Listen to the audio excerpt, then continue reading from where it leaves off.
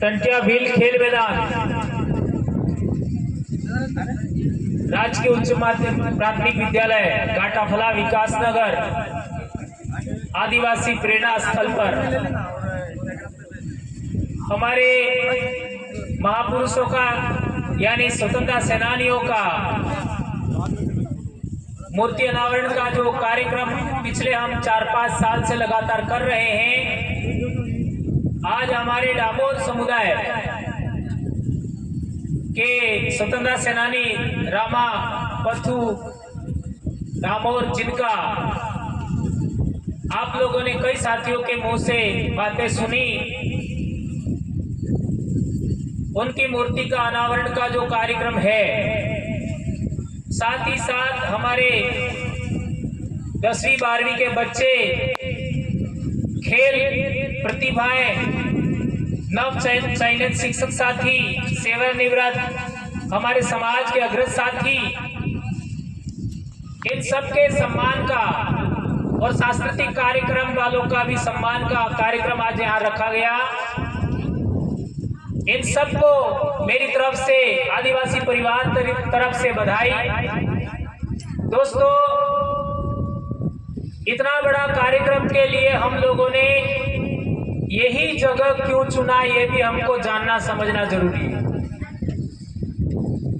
हम लोगों ने पिछले जितने भी सामाजिक कार्यकर्ता यहाँ पर हमारे 4 से 5 डूंगरपुर के जो प्रभावशाली संगठन है, सभी के प्रतिनिधि हमारे बीच में हैं।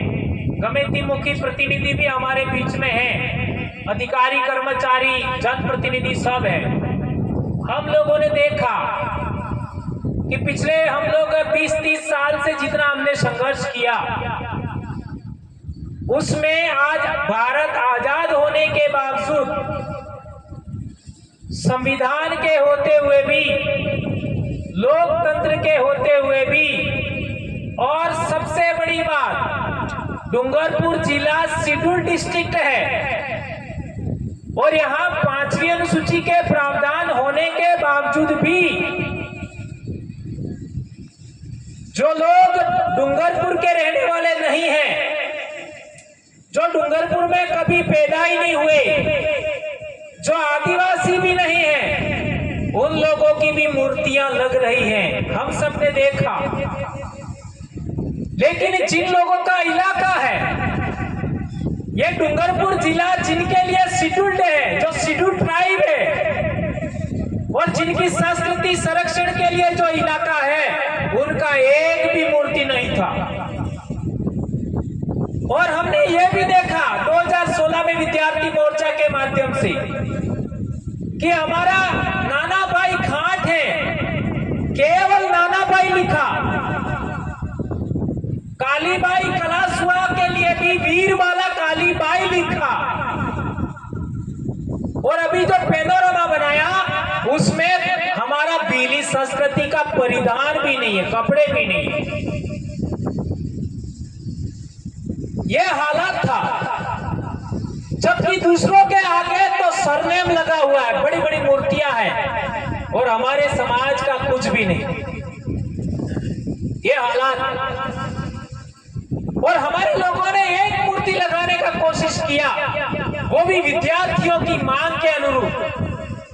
फिर प्रदेश विद्यार्थी मोर्चा का पैनल 2016 में जीता, उसके बाद मांग किया और हमारे मूर्ति के लिए, तो वहां पर आप लोगों ने देखा किस तरीके से आपका सामने अड़ंगे लगाए गए, और पीछे की तारीख का ऑर्डर निकाल करके उन लोगों ने दूसरा कार्यक्रम आपका मूर्ति लगाने का कोशिश हुआ, और हमारे लोगों ने मूर्ति लगाने का कोशिश किया तो केस लगा दिए, पुलिस केस, ये भी हमने देखा।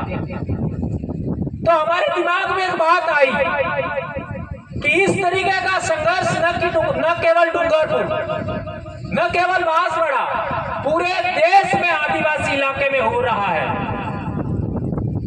यदि हम लोग देखें कि हमारे देश में संविधान है, लोकतंत्र है, और 5वीं अनुसूची के प्रावधान है, तो ये बंधन हमारे ऊपर ही क्यों है? यहाँ तक कि हम लोग अखबार को देखें तो अखबार वाले हमेशा हमारे बारे में गलत छवि लिखते हैं। यह आप लोगों ने देखा होगा। दूसरे समाज का तो नाम के आगे गोत्र भी छुपा देंगे और हमारा तो हाईलाइट करेंगे तो गोत्र के नाम के साथ। और हमने देखा होगा पिछले कुछ सालों में कहीं पर भी दारू के मामले में किसी को पकड़ लेते तो बड़े बड़े अक्षरों में फोटो छापते थे दारू के मटकों के साथ। इस तरीके से हमारे समाज की छवि अखबार के माध्यम से खराब की जा रही थी, ये भी हमने देखा। देश आजाद होने से पहले हमने ये भी देखा कि हमारे समाज के लोग, आप लोगों ने ये बात सुनी होगी कि हमारे समाज के लोग डूंगरपुर घी बेचने आते थे और रास्ते में अडूणी बढ़ावा बोले हागड़ा न पाना थकी अडूणी बढ़ावी बाजार में गयो तो उस जमाने के सामंतवादी लोगों ने उस महिला को, आदमी को पूछा कि आपने ये पत्ते कहां से तोड़े, यानी अडूणी बढ़ावा बोले। तो उन्होंने बेचारे सीधे साधे और सच बोलने वाले आदिवासियों ने कह दिया कि हमने वहां से तोड़े थे। तो आपको ये बात पता होगा, बड़े बुजुर्गों से पूछिए। और मैं सभी कर्मचारी और जनप्रतिनिधियों को कहना चाहता हूं कि ये घटना सबको पता होनी चाहिए और इनको पैदल वापस आए और जिस पेड़ से पत्तियां तोड़ी थी सागवान के पेड़ के नीचे, उसी के नीचे घी आपका डालने के लिए कहा गया। सोचिए ये कितना बड़ा जुल्म था। ये घटना कितने लोगों ने सुनी है, जरा हाथ ऊंचा करके बताओ। ये गवाही है। और रजवाड़े के टाइम में ये भी होता था कि कोई ठेला लेके जाना हो, कोई सामान लेके जाना हो, रास्ते में कोई भी आदिवासी मिल जाए उसको पकड़ा दो और आगे लेके जाए। ये इतने बड़े जुल्म थे। और रजवाड़े टाइम का ही जुल्म, रास्ता पाल और पूनावाड़ा का घटनाक्रम के बारे में आपने पर्याप्त सुना। आज भी लोग ये कहते हैं कि ये तो घटनाक्रम है वो अंग्रेजों ने किए, जबकि सच्चाई क्या है हम सब जानते हैं।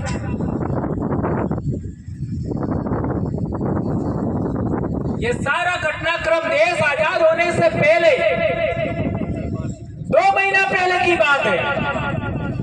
ये घटना जून 47 में हुई और 15 अगस्त ने 2 महीने बाद तो आपका 1 महीने बाद ही देश आजाद हो गया। जबकि आज सरेआम किताबों में लिखते हैं कि अंग्रेजों ने किया। सोचिए, झूठ का भी कोई तरीका होता है। उस जमाने के लोग अभी भी जिंदा है, मरे ही नहीं है। कालीबाई का जिस इलाके में कालीबाई, सेंगाबाई, नाना भाई खान का घटनाक्रम हुआ, वहीं उसी परिवार में मेरी खुद की मासी है, मेरी खुद की मासी, और मेरे खुद के बाबा जी का विवाह भी वही हुआ है। वो बातें अपन ने सुनी। सेंगा भाई हमारे परिवार बिल्कुल पड़ोस में, मेरे मामा परिवार से। और शिवराम जी की बात आप लोगों ने सुनी, लेकिन एक बात हमारे किसी साथियों ने नहीं बताई कि जोत्रीपाल के कम से कम 40 लोगों को दंबोला थाने में जेल में डाला था। कितना अत्याचार किया, उनको आज तक फाइलों में बात अटकी हुई है, स्वतंत्रता सेनानी का दर्जा तक नहीं दिया। ऐसे जुल्म हुआ करते थे देश आजाद होने से 1-2 महीना पहले, और ऐसे ही जुल्म आज भी जारी है। स्वरूप बदल गया है। यहाँ पर मूर्ति लगाने के लिए हमको कितनी परेशानी झेलनी पड़ रही है, आप सब देख रहे हैं। तो मैं बता रहा था कि हमने यही जगह क्यों चुना। ये डूंगरपुर का सबसे ऊंचा इलाका है, पठार है ये, और यहाँ जो भी होगा हम यहाँ पर, ऐसा मुझे नहीं कहना चाहूंगा, लेकिन हम पेशाब भी करेंगे तो पूरे डूंगरपुर में उसका सत्व जाएगा। ये एक पवित्र काम है और ये तारीख, ये दिन से पहले आता है। तो मेरे कहने का मतलब यह है कि यहां से जो आवाज है वो पूरे डूंगरपुर में जाएगी और सीधे ही जिनसे हमारी टक्कर है वो सीधे ही सामने सामने दिख रहे हैं। इसलिए इसका चयन किया गया था और हम लोगों ने मूर्ति ऐसे हमारा आदिवासी प्रेरणा स्थल ऐसी जगह बनाने का कोशिश किया, इस रास्ते से जो भी जाएगा आएगा उसकी छाती पर लगातार टॉर्चर होगा कि आदिवासियों ने एक आदिवासी प्रेरणा स्थल बनाया और ऐसे ही प्रेरणा स्थल पूरे देश में आने वाले समय विकसित किए जाएंगे। और एक हमारी बहुत बड़ी योजना है कि हर एक ब्लॉक में एक हमारा ऑफिस होगा, हर एक ब्लॉक में, यानी एक सामुदायिक भवन हम आने वाले समय बनाएंगे हर एक ब्लॉक में। वहां पर क्या होगा, हमारे बच्चों का कोचिंग होगा। आज कोचिंग के लिए हमको बड़ा बड़ा पैसा देना पड़ता है, बाहर जाना पड़ता है। हर एक ब्लॉक पर हमको कोचिंग संस्थान बनाना है, एक सामुदायिक भवन बनाएंगे। उसके लिए सभी संगठन, सभी कर्मचारी, सभी जनप्रतिनिधि, चाहे कोई भी पार्टी हो, इस महान काम में सपोर्ट करना चाहिए, ये मेरा आग्रह है।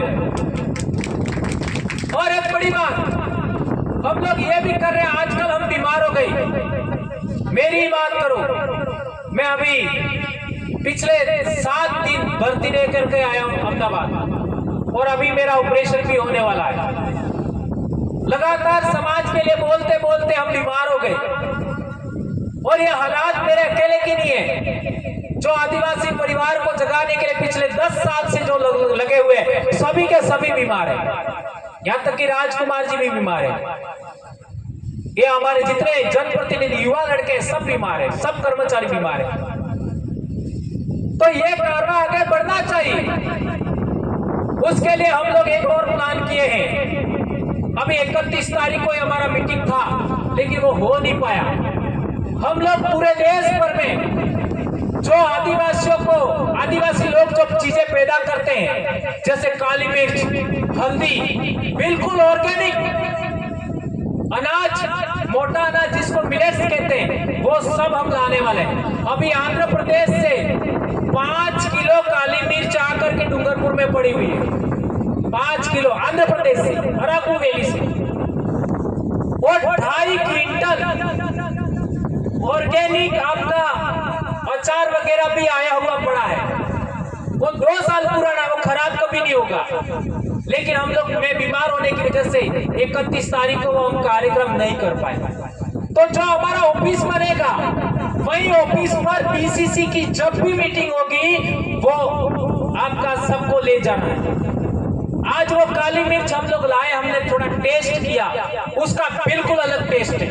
आदिवासी इलाके में पैदा हुआ है, उसमें तेल भी निकला हुआ है। आप अंदाजा लगाओ, 5 किलो काली मिर्च आदिवासियों ने आंध्र प्रदेश के मुफ्त में दी है। उसका किलो आपका भाव कितना होगा आप अंदाजा लगा दो। अभी हमारा जो भी मटेरियल है पूरा सूरत आएगा और सूरत से डूंगरपुर आएगा और हम समाज तक पहुंचाने का प्लान किए। इसलिए एक बड़ा मिशन है कि हर एक ब्लॉक पर हमारा एक ऑफिस बनाने का काम है, उसमें सभी को सपोर्ट करना चाहिए, ये मेरा आग्रह है। हम लोग बहुत ज्यादा बोल करके बीमार हुए, लेकिन आज की तारीख में बहुत सारे लोग बोलने वाले हमने पैदा कर दिए और आज बड़ा कार्यक्रम चल रहा है। अभी विश्व आदिवासी दिवस का भी कार्यक्रम आ रहा है, तो हम लोगों को सभी को मिलकर के काम करना है। एक और बात, राजकुमार जी ने वो गुटके वाली बात बताया था। आप 1 करोड़ रुपए का गुटके की बात उन्होंने हिसाब बताया था। इस साल किस किस के गांव में डीजे नहीं बजा, हाथ ऊंचा करो जरा। लगभग सभी गांव, बराबर है, लगभग सभी गांव। अब डीजे का, और यदि एक रकम वाली भी बात चली थी उसका, और जब डीजे आएगा तो दारू भी आएगा, उसका ये सारा हिसाब लगाए तो एक विवाह में बचता है। कितना? एक विवाह में 3 लाख रुपया बचता है। और एक पंचायत में, हर एक ब्लॉक में कितने विवाह होते हैं अपन सबको पता है। पिछले साल हमारे चौधरी ब्लॉक में 40 से 45 हो गए थे, एक एक गांव में 20-20 हो गए। ऐसे भी गांव है, लेकिन हमने मात्र एक गांव में 40 का, अरे एक ब्लॉक में 40 का आंकड़ा का गिनती किया तो 14,000 विवाह होते हैं। और 14,000 विवाह को भी हमने माइनस करके केवल 10,000 का हिसाब निकाला। 10,000 का, तो हमारे समाज का 3 अरब रुपया बचा। विचार करिए, हमारे आदिवासियों का 3 अरब रुपया दुकानदारों के पास जाने से बचा। और उसी पैसे का, 1 साल के पैसे का उपयोग करोगे आप लोग तो 10 से 10-12 जो ब्लॉक है सभी में हमारा ऑफिस बन जाएगा।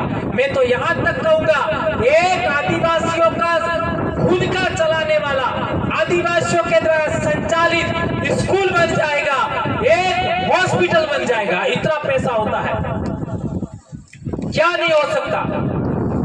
इसलिए हम लोग को ऐसे खर्चों से उबरना है, समाज के साथ आगे बढ़ना है।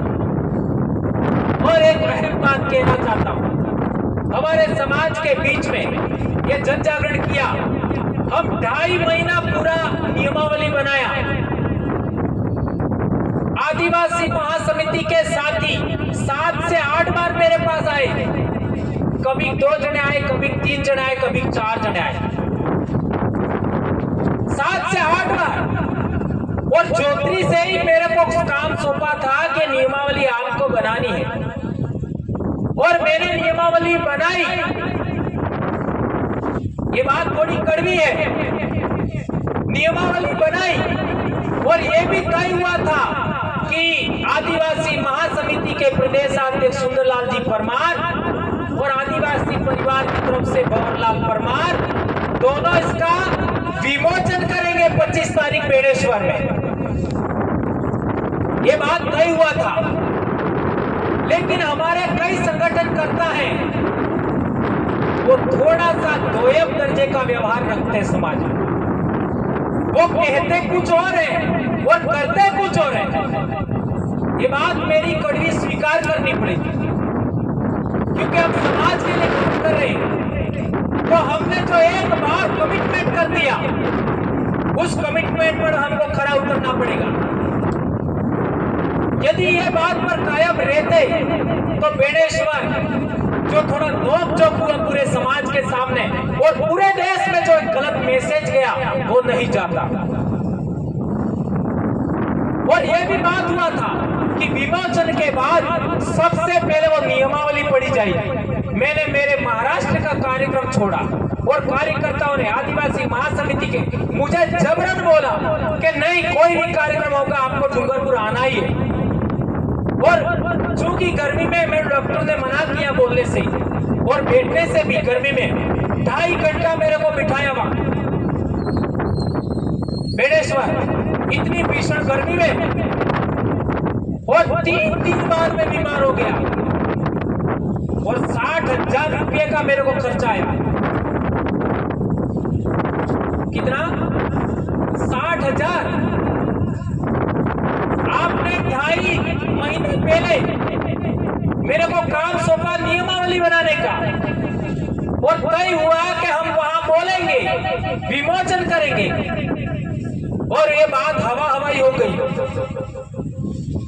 और 2.5 घंटा मेरे बैठने की वजह से मेरे बॉडी में पानी की कमी हो गई। मैं 3 दिन बाद ही बीमार हो गया और 60,000 रुपये का मेरे को नुकसान हो गया।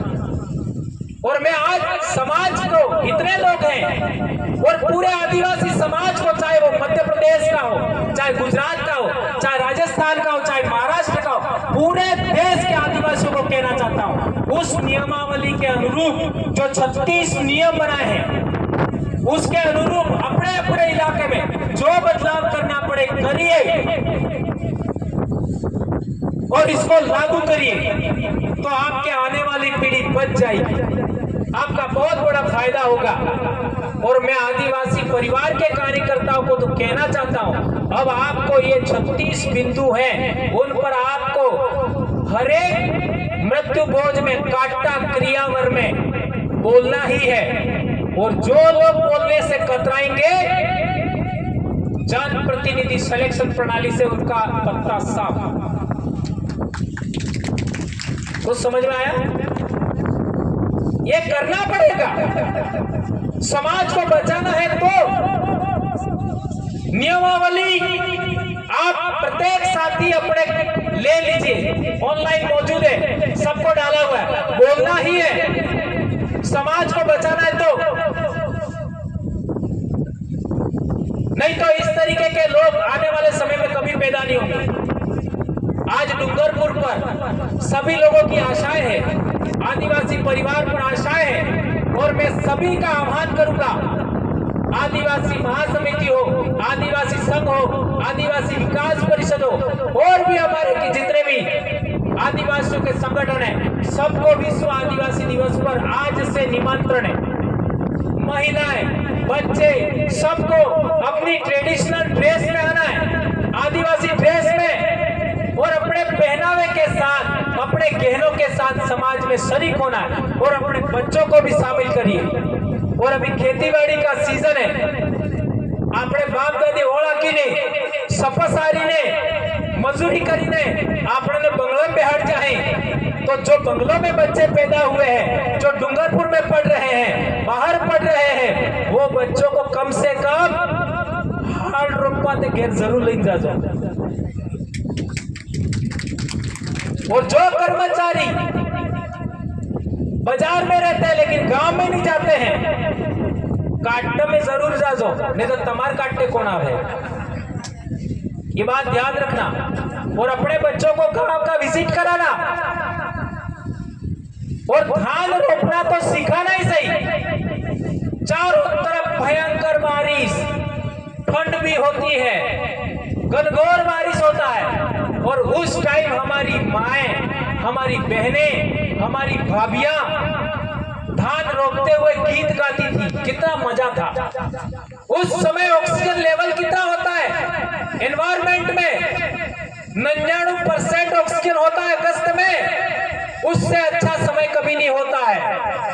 99% ऑक्सीजन, जितनी भी वनस्पति है वो जवान होती है, फूल खिलते हैं, इससे बढ़िया आपका मौसम, इससे अच्छा ऑक्सीजन आपको कभी भी नहीं मिलेगा साल भर में। इतना बड़ा समय होता है, इतना अच्छा मौसम होता है, इतना अच्छा पर्यावरण होता है, उसका लाभ लीजिएगा। मैंने आपके बीच में बहुत सारी बातें कही, उसका आप लोगों को पालन करना है, समाज को जोड़ना है। और सभी रिटायरमेंट साथी मेरे अपने हैं, मेरे से बड़े हैं, मैं आपसे छोटा हूं, लेकिन आप लोग समाज का साथ दीजिए और आने वाली जनरेशन को एक अच्छा मार्गदर्शन देने में सभी साथ देंगे। और समाज के बीच में जो नकारात्मक बातें दूसरे लोग फैला रहे हैं, उसको दूर करने में आप सब मदद करिएगा। और हमारे पीछे तो बहुत सारे लोग गुमराह करने में लगे हुए हैं, और विशेषकर अपने भक्तों को, मेट कोट वालों को आपका गलत बातें पढ़ाते हैं, उन लोगों को भी मैं तो कहना चाहूंगा कि आप चाहे कुछ भी हमको कहो, मैं तो आप लोगों को भी माफ करता हूं। जिन लोगों ने मेरे को एपीओ कराया, आपका निलंबित कराया, जिन लोगों ने मुझे मेरे ऊपर केस किया, जो भी किया, गालियां दिया, मैं तो सबको माफ करता हूं, क्योंकि मुझे मालूम है तुम्हारे बच्चे भी हमारे साथ ही चलेंगे, भले तुम हमारे साथ नहीं चलो। ये होने ही वाला है। आज से 10 साल पहले जो हमारे को गांठते नहीं थे, आज हमारे साथ चल रहे हैं। हमको गालियां देने वाले लोग आज हमको हमारा सम्मान कर रहे हैं, तो आपके बच्चे तो हमारे साथ ही चलने वाले हैं, चाहे आप कितनी भी गालियां दो। और मैं अपने जिंदगी का सबसे बेस्ट काम कर चुका हूं।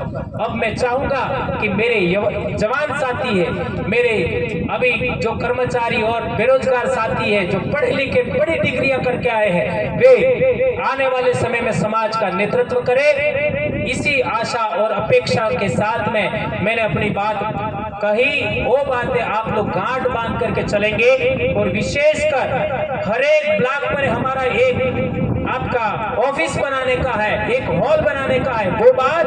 और दूसरा, ये जो 36 नियमावली बनाई है वो पूरे घर घर पहुंचाना है। ये सभी जनप्रतिनिधि, सामाजिक कार्यकर्ता, कर्मचारियों सबकी आपका, क्योंकि इस साल का 2025 का वो सबसे बड़ा काम है। 2.5 महीना मेरे को लगा।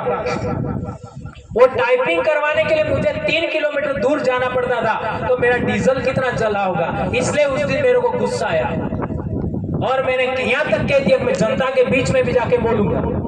ऐसा कभी हुआ नहीं था। इसलिए आपने मेरी बात सुनी। आप लोग किसी को मेरी बात अच्छा नहीं लगा हो तो मैं माफी तो मांगूंगा नहीं किसी से, इस जाजम से जरूर माफी मांगूंगा। जय आदिवासी, जय जोहार, जय भील प्रदेश, आबू आदि सूत्र आबू राज, जय भील।